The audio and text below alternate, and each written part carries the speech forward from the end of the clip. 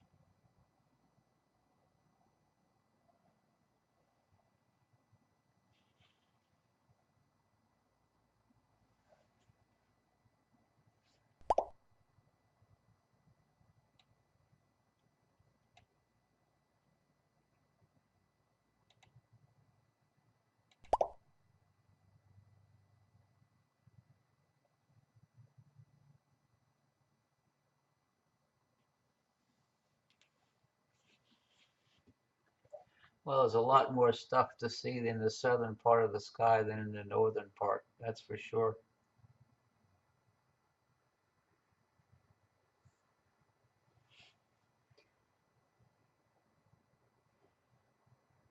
You'll miss M81 and 82, but you'll make it up with all the nice stuff down in Scorpius and Sagittarius.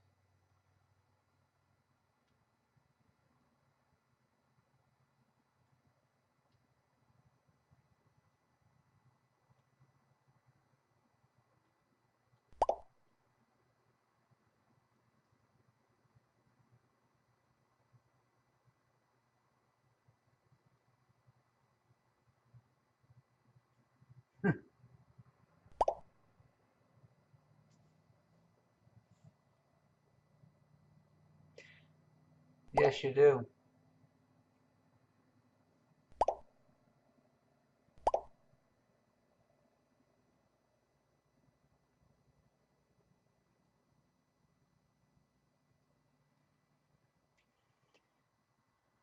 Can they move it and put it in front of the light that your neighbor has, Teresa?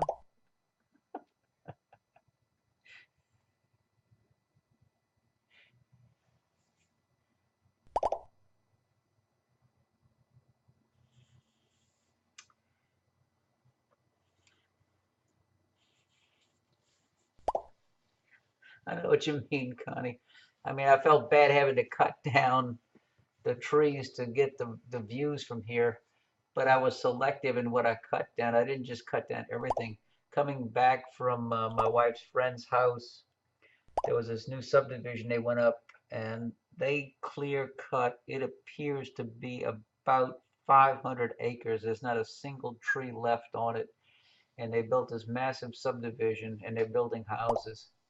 It's like move to the country, cut down the trees, and put up some lights.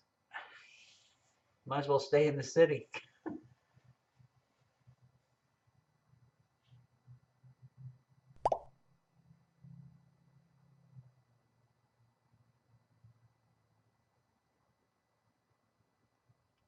There's just incredible vastness of not a single green thing growing.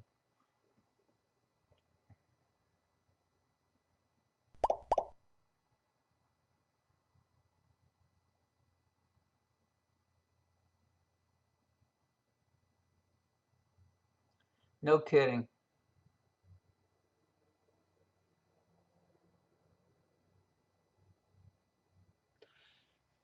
Oh, there's that southern belt with the right above the red spot seems to be showing more detail now.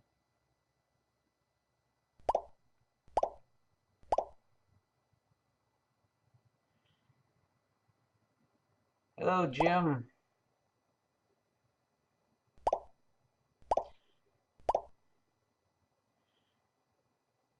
Have you made your travel plans to the Grand Canyon yet, Jim?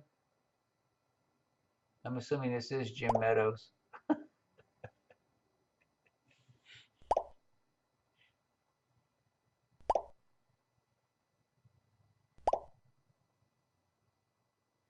Thank you, Jim.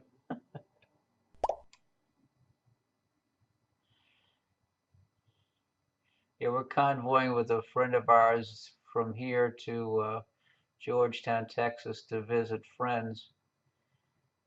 And then the Landrys, they take off and head over to Fredericksburg near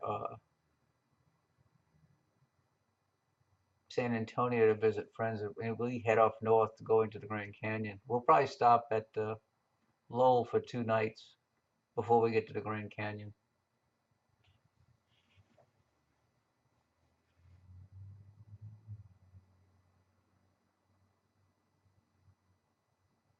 I think we get there on the, yeah, I have 205 amp hour batteries, and I usually have one at the site for the outreach and the other one back at the trailer charging. So I always have a fully charged battery, but those things are not light.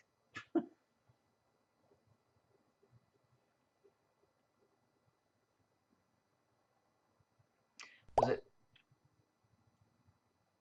the AGM battery, Jim?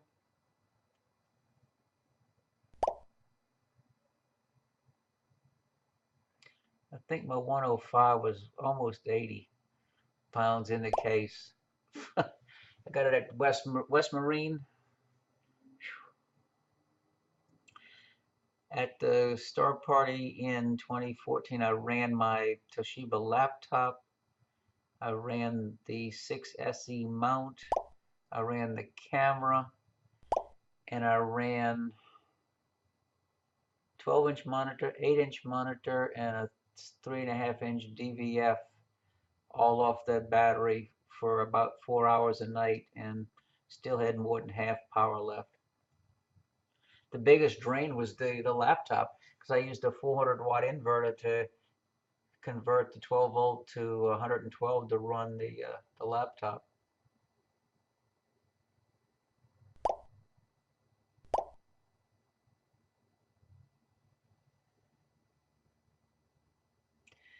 Yes, yeah, those are nice. I remember seeing those at the Grand Canyon and at Ekbar. Yeah.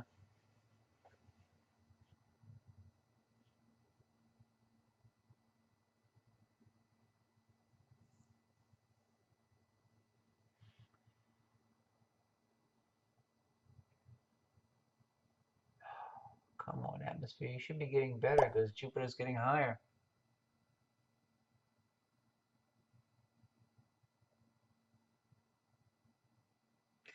I know they make those because I had one for an old IBM laptop I had.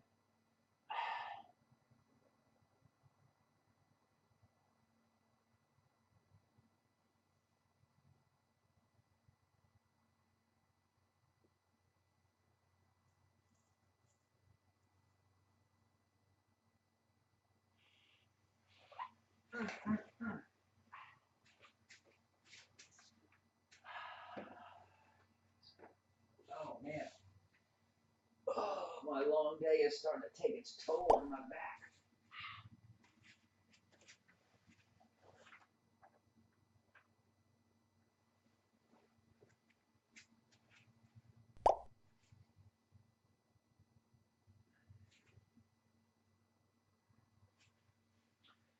Let me cap off the finder.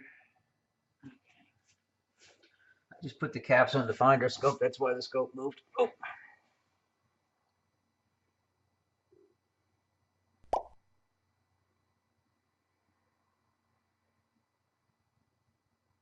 No, since you have to set up and tear down every night.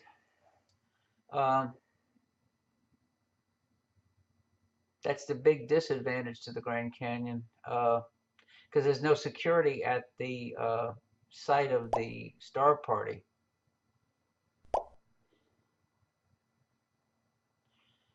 You're basically setting up in the bus parking lot right behind the visitor center. Uh, I got very efficient at setting up and tearing down. The only thing I left at the site was the battery holding down the heavy duty tripod for the mount. Uh, Everything else I broke down every night and set back up the next evening.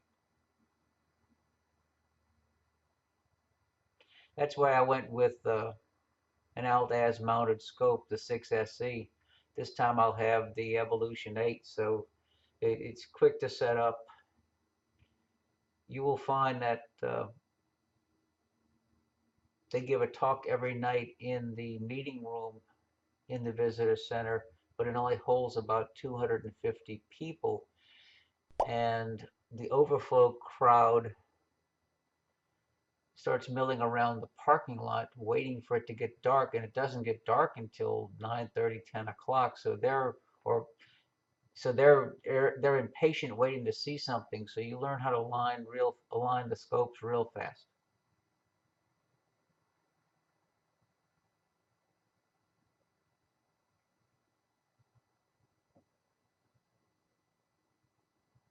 And what they do for the video rigs, they set up ropes and cones, and you set up your video equipment behind the cones. I had a table right along the cones with the three monitors on it.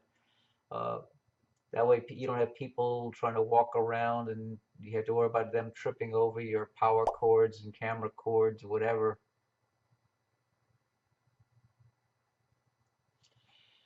They have plenty enough scopes for people to go stand in line and climb ladders and look through. I think there were about 50 scopes altogether back in 2014, and only three or five of us had video rigs set up.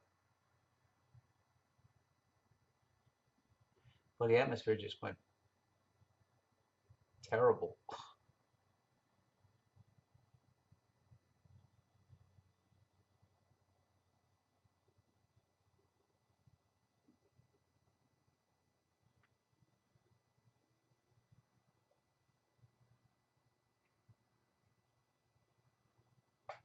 I have to look and see if I can get a direct 12-volt adapter from my Toshiba. Oh, yeah, yes, it did. Yeah. You giving commentary with your iPad while I was moving the scope to different targets. That worked out great.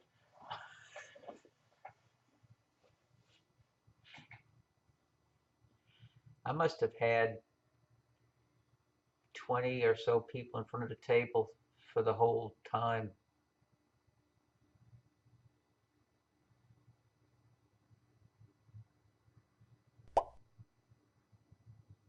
Yes, I know. Yeah.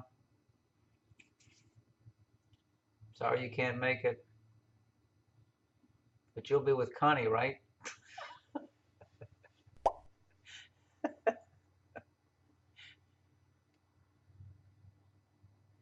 Well, this year Jim is going from Jackson. He's going to be out there.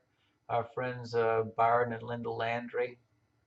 They just got a new fifth wheel, and they'll be out there. Uh, who else do I know that's going? I'm glad you could drop by, Rusty. Finally, got a chance to see the red spot.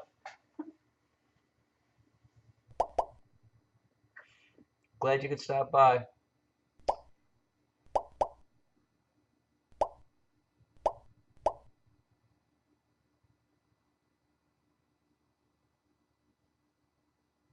Yeah, I set up a table and I put the three monitors on the table. Uh, like I said, the last time I had a composite, I think it was composite to, no, I used the S video going to the upscaler, and I ran then an HDMI cable to the little digital viewfinder, and then out from it to an 8-inch monitor. So I had two monitors coming off of the S video source, and then I ran composite video to the 12-inch monitor, and they were all on the table. And then the laptop was right behind them. I was using an Extreme, I think, back then.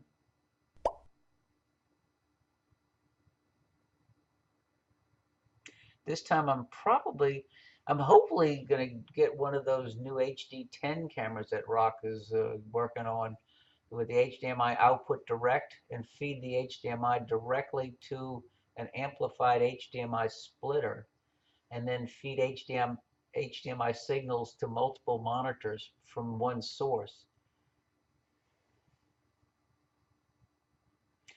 That way, you don't have to worry about a USB a USB video capture device. Just direct HDMI to the monitors. Yeah, it's going to really be close as far as rocketing components and getting a camera to me before I leave. We're going to be leaving on the 31st.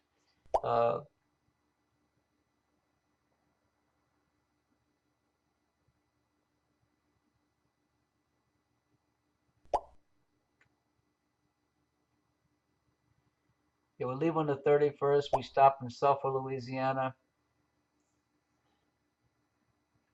The first night we stop in Bryan, Texas the next night, and then we're in Georgetown the third night to visit friends.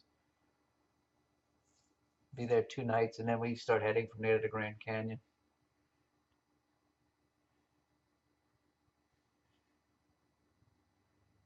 This is really interesting tonight, looking at Jupiter.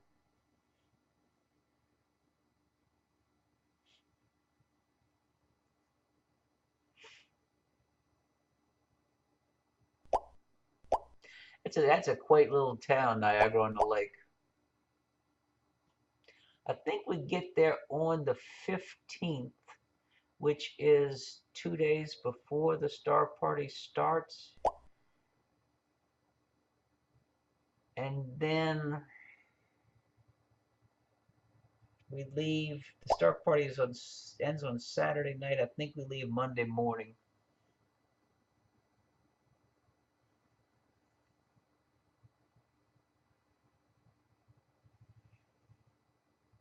I was telling people before you got on, I think we're going to try to get to Flagstaff for 2 nights and visit Lowell.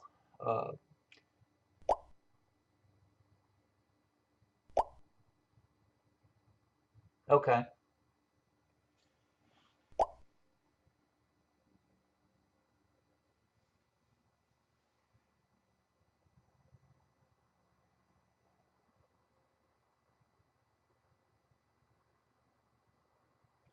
Yeah, Lowell has one of Rock's cameras they're using for outreach, and I think they just got a second one for the solar eclipse. They got one of the SDI cameras,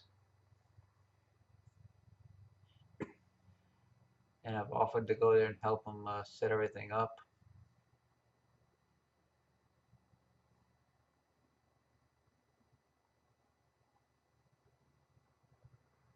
Plus, I've never been to Lowell, so it'd give me a chance to get a tour.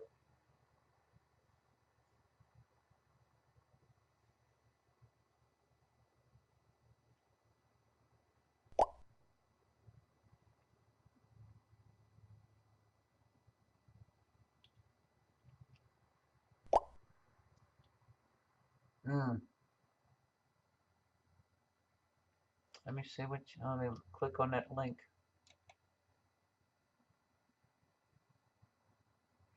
Oh, that's nice.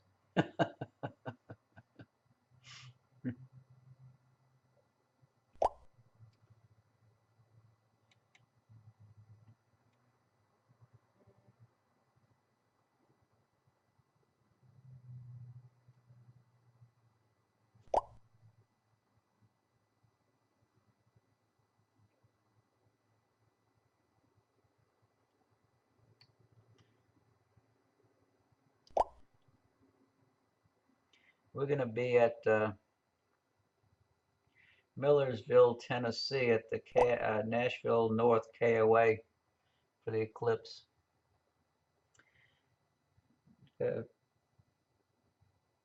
Hope that the weather cooperates.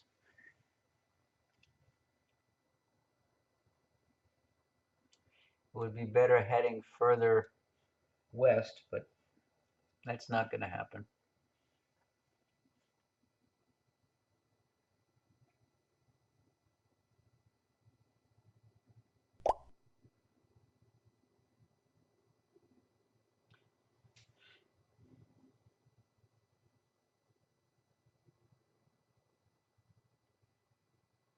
Yeah, we look forward to seeing you there, Michael.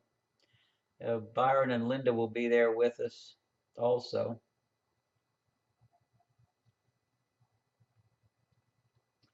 I think Linda pushed him to get a new travel trailer.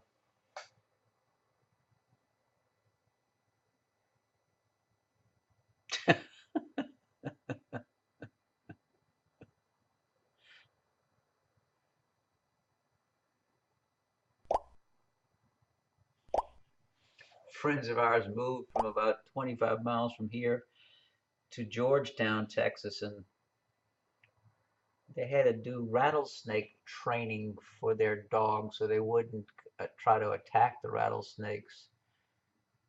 They have somebody that had a rattlesnake with, I guess, the venom glands removed, and he used it to train the dogs to not go after the rattlesnakes.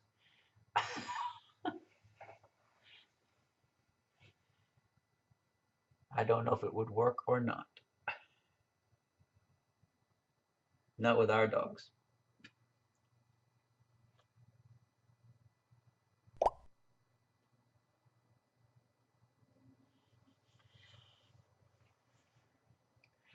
They moved there because their son and daughter-in-law live in Austin. They work for computer firms there, so they wanted to be closer to the grandkids.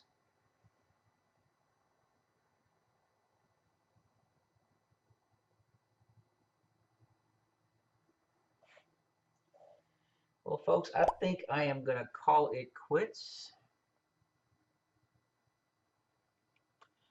Uh, it was fun. I really enjoyed seeing the red spot and sharing the views with y'all. But I am exhausted from a long day of working.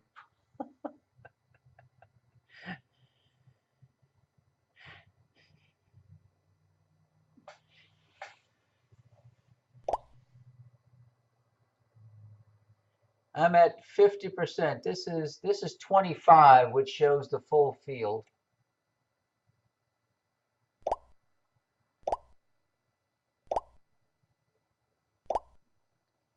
Well, I'm glad y'all could stop by, and if it's clear tomorrow, maybe I'll try again. Thank y'all for stopping by, and have a good evening.